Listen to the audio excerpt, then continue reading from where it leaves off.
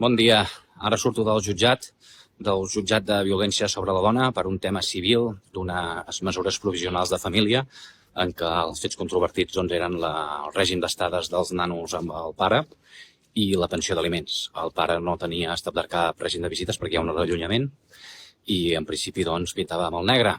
Però durant aquests mesos hem utilitzat una estratègia molt bona, que és crear una situació de fet, que és que el pare estava amb els nanos pràcticament un cap de setmana sí, un cap de setmana no. Per tant, això era un règim d'estades pràcticament normal. Hem reivindicat que continués aquest règim d'estades, que és el que creiem que és el més beneficiós pels menors. El fiscal, però, al principi era claríssim que ens informaria en contra i ens ha informat parcialment a favor.